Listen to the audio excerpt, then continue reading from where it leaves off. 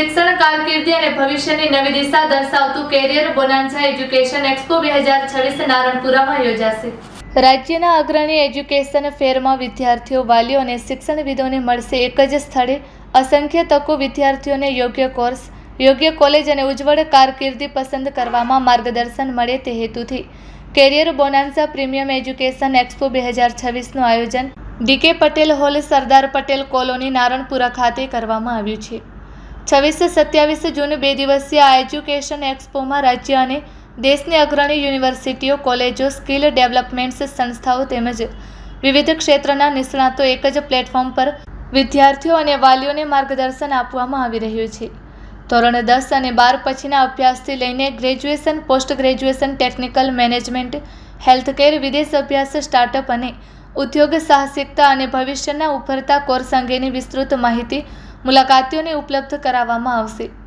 વિદ્યાર્થીઓને તેમના રસ, ક્ષમતા અને વર્તમાન ઉદ્યોગોની માંગને ધ્યાનમાં રાખીને યોગ્ય કારકિર્દી પસંદ કરવામાં મદદરૂપ થાય તેવા અનેક સત્રોનું આયોજન કરવામાં આવ્યું છે। એક્સપોની વિશેષતા તરીકે જાણીતા શિક્ષણવિદો અને વિવિધ ક્ષેત્રના નિષ્ણાતો દ્વારા પ્રેરણાદાયી કિનોટ સેશન યોજાઈ રહ્યા છે।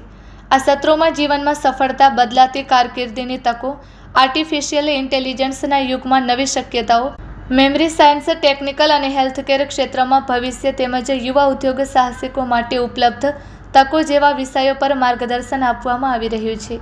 જેમાં 27 જૂનના રોજ SMAU international industry and trade chamber national chairman doctor CA Harindra Garg entrepreneurship development and IPR policy for young entrepreneur પર વાત કરશે, જ્યારે સાંકળચંદ પટેલે યુનિવર્સિટીના marketing head doctor Ashish Patel career option in technical and healthcare પર વાત કરશે। વિદ્યાર્થીઓ અને વાલીઓ માટે આ એક્સપોમાં પ્રવેશ નિઃશુલ્ક રાખવામાં આવ્યો છે। આયોજકોના જણાવ્યા મુજબ એક જ સ્થળે શિક્ષણ, કારકિર્દી કાઉન્સેલિંગ અને નિષ્ણાતોનું માર્ગદર્શન ઉપલબ્ધ કરાવવાનો પ્રયાસ કરવામાં આવ્યો છે, જેથી વિદ્યાર્થીઓ પોતાના ભવિષ્ય અંગે વધુ માહિતીસભર અને યોગ્ય નિર્ણય લઈ શકે। Report by Ashwin Limbachiya, Ahmedabad. Hemang Raval, chairman, federation of academic association, Gujarat. આજે જે અહીંયા કેરિયર બોનાન્ઝા એજ્યુકેશન ફેરનું આયોજન કરવામાં આવેલું છે, આ એવા સમયે કરવામાં આવેલું છે જ્યારે વિદ્યાર્થીઓનું રિઝલ્ટ આવી ગયું છે। આજે વિદ્યાર્થીઓ જે પોતે અસમંજસમાં છે કે મારે કઈ કેરિયર લેવી અને કયા કેરિયરમાં મારે જિંદગીમાં આગળ વધી શકાશે, ત્યારે અહીંયા વિવિધ યુનિવર્સિટી, વિવિધ ઇન્સ્ટિટ્યૂટ, એડ ઇન્ડસ્ટ્રી હોય તો એડ ઇન્ડસ્ટ્રીની વાત હોય, યુનિવર્સિટીની વાત હોય, સ્કિલની વાત હોય, કોમ્પ્યુટર એજ્યુકેશનની વાત હોય, વિદેશ માટે ભણવા જવું હોય તો એની વાત હોય, આ દરેક પ્રકારના સ્ટોલ અહીંયા ઉપલબ્ધ છે। ખાસ કરીને આયોજક ચિરાગભાઈ સોલંકીએ જે પોતે ભૂતકાળમાં ઘણા બધા ફેર કરી ચૂક્યા છે, ફાર્મસીનો ફેર કરી ચૂક્યા છે, તેઓ વિદેશમાં પણ ફેર કરે છે, પરંતુ પહેલીવાર એમણે એવું વિચાર્યું કે ગુજરાતના વિદ્યાર્થીઓ માટે થઈને મારે કંઈક કરવું છે, તો આ એજ્યુકેશન ફેર જે ડીકે પટેલ હોલ ખાતે તારીખ 26 અને 27ના રોજ રાખવામાં આવેલો છે, એ સંપૂર્ણ રીતે વિદ્યાર્થીઓ અહીંયા આવશે તો એમને કોઈ પણ પ્રકારના એજ્યુકેશનના ગાઈડન્સ લેવા માટે ફી ચૂકવવાની જરૂર નથી। બીજા નંબરે અહીંયા સ્ટોલની અંદર પણ સ્કોલરશિપ પણ ઉપલબ્ધ છે, એટલે વિદ્યાર્થીઓને ફી ભરવાની ચિંતા હોય, અહીંયા બેંકના પણ સ્ટોલ છે જેનાથી વિદ્યાર્થીઓ પોતે આસાનીથી એજ્યુકેશન લોન લઈ શકે છે। ટૂંકમાં એક વિદ્યાર્થીને પોતાની કેરિયર બનાવવા માટે થઈને અને પોતાના સર્વાંગી વિકાસ માટે થઈને આ એજ્યુકેશન કેરિયર બોનાન્ઝા ફેરની અંદર સંપૂર્ણ વ્યવસ્થા આયોજકશ્રીઓએ કરેલી છે। અંદાજિત 40થી વધારે સ્ટોલ છે અને 2 દિવસની અંદર 5000થી વધારે વિદ્યાર્થીઓ અહીંયા મુલાકાત લેવાના છે।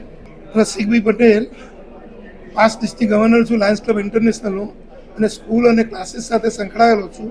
50 વર્ષનો એમાં મને અનુભવ છે અને આ કાર્યો સાથે જ્યારે જવાનું થાય ત્યારે મને બહુ આનંદ આવે છે, કારણ કે બાળકોના ભાવિ આની અંદર ઘડતર થતું હોય છે। એટલે આ કાર્ય કર્યું છે ચિરાગભાઈએ, તો એમને ખાસ હું અભિનંદન આપું છું। એમની કંપની એક્ઝિકનેક્ટ મીડિયા પ્રાઇવેટ લિમિટેડ અને અમે આ રીતના બધો એક્સપો કરીએ છીએ। ફાર્મામાં અમારા શો થાય છે, ઉઝબેકિસ્તાનમાં ગયા મહિને હતું, હવે શ્રીલંકામાં છે। એજ્યુકેશનમાં અમે નવા છે, તો તમને બધાને વિનંતી છે કે બધા અહીંયા આવો, જુઓ એક્ઝિબિશન શું છે। 2 દિવસના સ્ટોલ છે અહીંયા, દહેરાદૂનથી, હરિદ્વારથી અને અલગ અલગ જગ્યા પરથી લોકોએ પાર્ટિસિપેટ કરેલું છે। દેશ વિદેશમાં એ લોકો કાર્ય કરતા હોય છે અને બાળકોનું ભાવિનું ઘડતર કેવી રીતે થાય એની ચિંતા કરતા હોય છે. જુદી જુદી જગ્યાએ જોડે રહીને એડમિશન અપાવતા હોય છે. તો ઘણા લોકોની છેતરપિંડી થતી હોય છે. એવું ન થાય એની કાળજી રાખીને આ લોકો કામ કરી શકે છે. તો એટલા માટે વધુને વધુ બાળકો આની અંદર ભાગ લે અને આનો લાભ લે એની ચિંતા આ સંચાલકો કરતા હોય છે. તો વિશ્વાસ મૂકીને વધુને વધુ વિદ્યાર્થીઓ આમાં આવે એવી મારી પણ ભલામણ છે. હું 50 વર્ષથી આ ક્ષેત્રમાં સંકળાયેલો છું એટલે મને પણ આ કાર્ય કરવામાં બહુ આનંદ આવે છે.